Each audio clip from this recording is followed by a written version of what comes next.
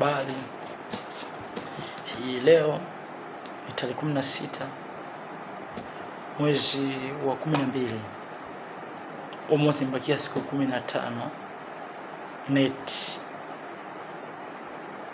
tumalize mwaka. Katika pitapita yangu kwa habari, nilikuwa nasoma kidogo kwa habari ya kutoka au movement ya Israeli kutoka Misri kwenda Kanaani. Nikatia nanga katika sehemu ya Kutoka 33. Nikajifunza mambo mengi sana kwa habari ya Musa. Nataka nikushirikishe kidogo. Mungu alimwambia Musa alimwambia Mungu, ni kweli umejifunua kwangu kama Mungu Yehova, au katika dimension ambayo umejifunua kama niko ambaye yuko. Manake Musa alipouliza nitawaambieje wale watu, Mungu akamwambia nenda kawaambie niko ambaye niko amekutuma.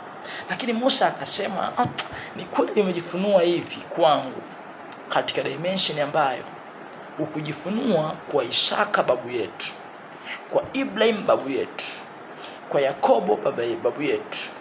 Ukujifunua katika dimension hiyo katika kizazi kilichopita, hata katika kizazi cha kina Yusufu na wengine, ukujifunua katika dimension hiyo.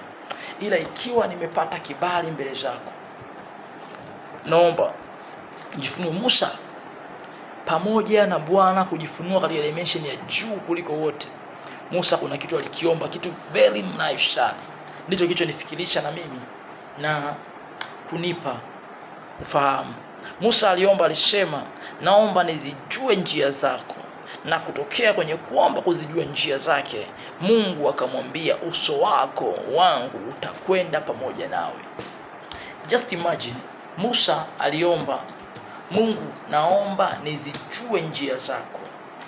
Katika dimension ya kuomba kuzijua njia, Mungu akamwambia hivi, uso wangu utakwenda na wewe. Kumbe kilichoufanya uso wa Mungu kwenda na Musa ni pamoja na Musa kuomba kuzijua njia. Kwa nini unapaswa kuomba ombi hili? Au kwa nini Musa aliomba ombi hili? Musa alimjua Mungu katika dimension kubwa sana kuliko wenzake wa kizazi chake, kwa sababu Mungu katika dimension alijifunua kwa Ibrahim, Isaka na Yakobo kama Mungu Mwenyezi. Unaweza kaelewa? Lakini kwa huyu anajifunua kama yeye